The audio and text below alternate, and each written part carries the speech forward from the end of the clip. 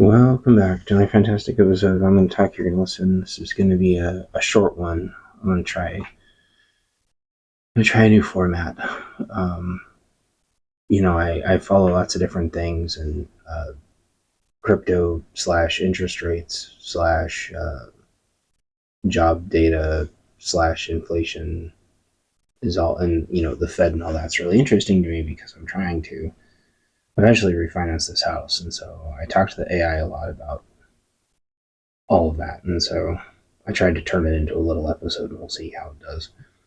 So, if you don't know Bitcoin, that's the big cryptocurrency. It's fallen off the side of a cliff, and the Fed is flying blind because even though federal is back, they're not sharing unemployment data with the labor market data. They need the labor market data because that's how they factor in the Fed interest rates, which have only been going down a quarter point the last couple of calls, which is better than nothing, but it's still effectively only like $40 a month.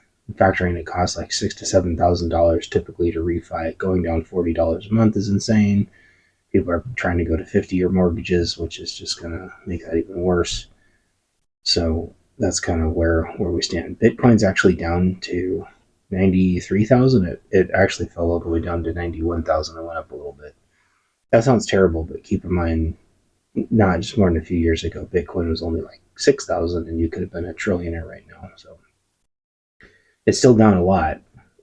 There's just, I think somewhere in here it said like another $1 trillion has left the market, which kind of begs the question, where's that money going?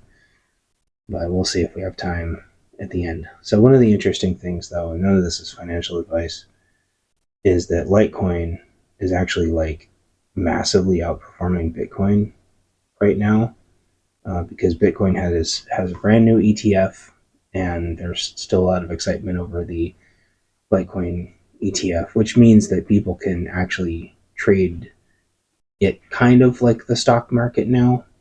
And that had already been priced into Bitcoin and Ethereum, but it hadn't been priced into Litecoin yet. And so Litecoin's still doing shockingly well compared to Bitcoin. Usually it's the other way around. um, so almost $2 billion pulled out of Bitcoin this week in just ETFs, which is like the stock market kind of version of Bitcoin. There's these things called stop losses. Basically, the lower Bitcoin goes, the more people's sell. They have like automatic sell orders, and it creates basically like a giant crypto death spiral, which is crazy. And then you've got all the people shorting it, and then they make money. But then you have all the people who do these things called like 100x. They basically like borrow money on crypto. I've talked about this before. They borrow money, but then they have to pay it back the next morning.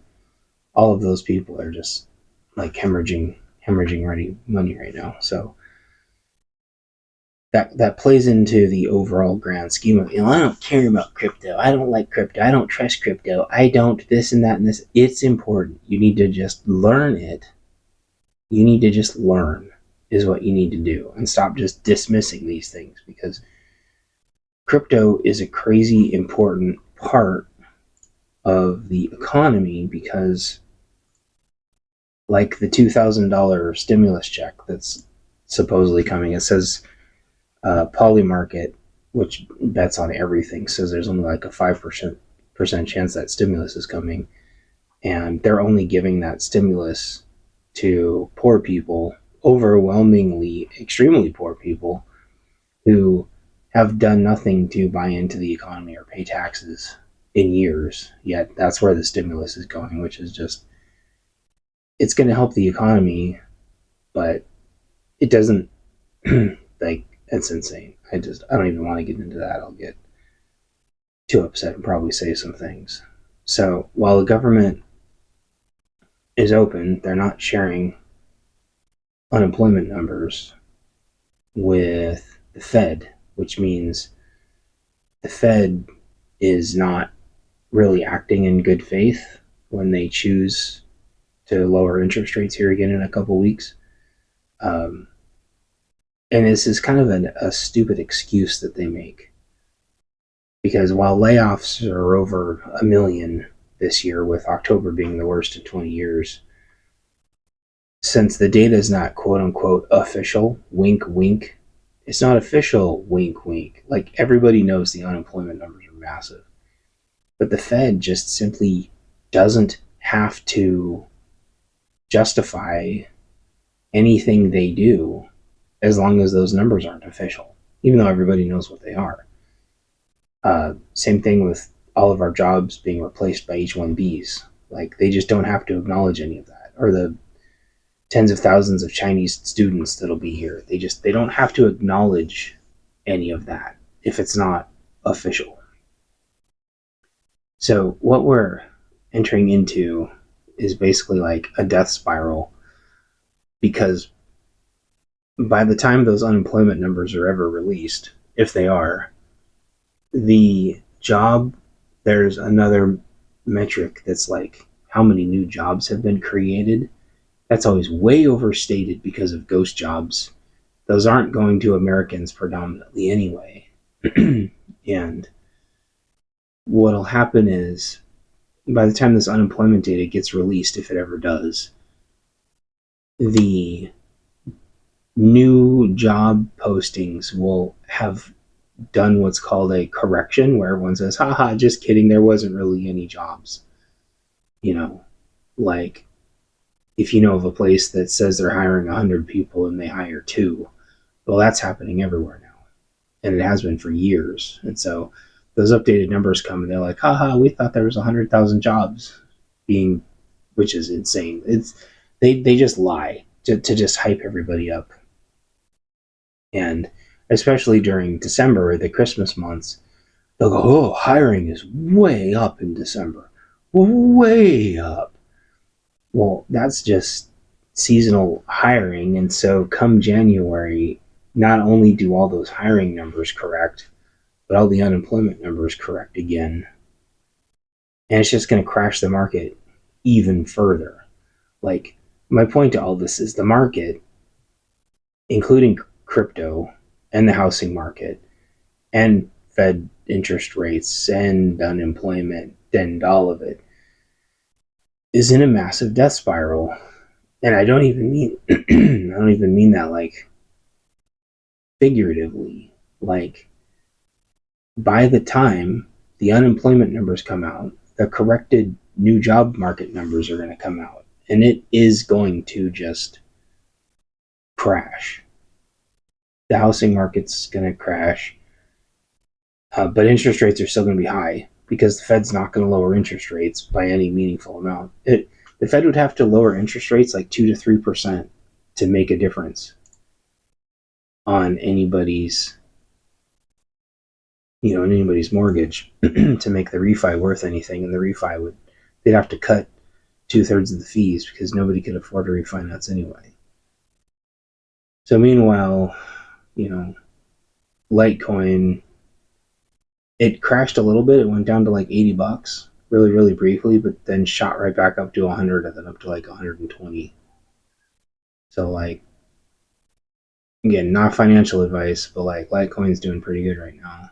The whales, those are the people that have lots of money, they're holding on to it. And the ETF, which is like, the stock market kind of portion, is doing really well. So basically the Fed is flying completely blind, but I think this is by design. I also wonder if this isn't all just a way to just get rid of the Fed, which needs to happen anyway. They've got a $2.6 billion building they don't need. I mean, they're not doing anything. The Fed's not doing anything. They've been paralyzed now for ages. The job numbers have been lies for ages. Like, this could all just be a move to just wipe the Fed out. Finally. And then, Bitcoin is sliding off a cliff. Litecoin's doing good. All the different things I ran on AI on Litecoin said it's going to be fine. So that's interesting. And then one final thing. Well, mortgage rates are apparently down to 6.17%. A lot of people are hovering right around like 5.5 to 6%, and some people were up to like 7%. Refinancing still doesn't help that much. So it has to go down a lot lower. The other thing is like mortgage rates. Home mortgage rates don't follow interest rates, even though they should. They don't for some reason. Which is why you can just arbitrarily, quote unquote, buy down your interest rate for no reason. Which is just home interest rates are just the biggest scam in the world. And so that's part of the reason why I follow this. That's why the 50-year mortgage rate thing is just like the biggest scam in the universe. So I don't want to get into like bond yields and crap, but suffice it to say that the banks are in no hurry to lower home interest rates, because if everybody's paying, they don't want it to go down, because they want to just keep collecting interest and keep putting it into Fed bonds and just keep getting more interest and just keep making more money. So just like last time, they don't mind if they have to sit on 100,000 houses, because they've got hundreds of millions of houses. That's why the banks don't care if there's H-1Bs and illegals running everywhere. As long as the H-1Bs and illegals, pay their home mortgage, which of course, if there's 30 of them living in a house, they can pay it. Um, home home sales are just going to stall, and home prices are going to stall. People, well, home prices are going down. It doesn't matter. Interest rates are still insane. Nobody can afford them. People aren't making enough money to be able to scale with interest rates. And they're going to ratchet that up just to the last iota. Like, they don't want to ratchet it down, because that would actually free people up, and they don't want that. They seem to like this two-tiered middle class, where half the middle class has low or no interest and the other half is screwed. They love the fact that there's like boomers that are just fine and sitting on their houses. I mean, they wish they could kick them out, but they're all still paying taxes. And, if they need to buy anything, they just take out a home interest loan, just giving the money back to the banks over and over again. Or they're taking money out on a house to just keep buying more houses. So those houses are just like kind of locked in forever for the banks. Like, it's messed up. Anyway, I'm rambling. People saying we need to build more houses. We don't need to build more houses. We just need to take the H-1Bs and illegals out of the country. So while inventory is tight, there's obvious reasons for it. Building more houses isn't necessarily the solution. Certainly not bulldozing the rainforests like some people talk about. So all these things are putting pressure on housing, and if we did get a stimulus, crypto is going to go back up, or they're just going to reprice it back in. Well, earlier I read they had already. What happens like when someone prices something in? Crypto will go up a little bit, or like interest rates will preemptively go down a tiny bit, thinking that things are going to change, so they can kind of get ahead of it and get ahead of the curve. So like, if crypto already has the stimulus priced in and it's going down anyway, if the stimulus talk goes away, which says it's only a 5% chance, crypto is actually just going to slide further. And if lending goes down, people are borrowing money to try to get rich in crypto, and crypto is going to just keep going down. So it's interesting there. And the question still remains, I think, where's the money from crypto going? Like, is it going to gold and silver? I don't know. I didn't look at that part, but suffice it to say, things are going to get crazy. I know around here there's houses for sale everywhere. The banks are not going to lower prices on those. The banks are going to eventually own them, and they're just going to sit on them, and we're going to be in 2008, 2010. I call them Obama Crash 1 and Obama Crash 2. It's going to be that over and over again. They're not going to lower This time, they're not lowering the house prices in any meaningful rate. They're just going to keep pumping the U.S. full of illegals that can buy these houses. So, if you can grab one and there's one that you want, just grab it. If interest rates ever go down, which I don't think they will, you can always refinance. You just got to finagle not taking in those big fees. That, you know, those $6,000 in fees. So anyway, I think that's it. And I hope you like this. And check out my book, Bunker Basics. I'm up to 10 reviews. I'm trying to get more reviews. It'll really help me out. And if you're on the fence, I'm gonna put it on a discount next week. So then I'll let you guys know. All right, thanks. Talk to y'all later. Bye.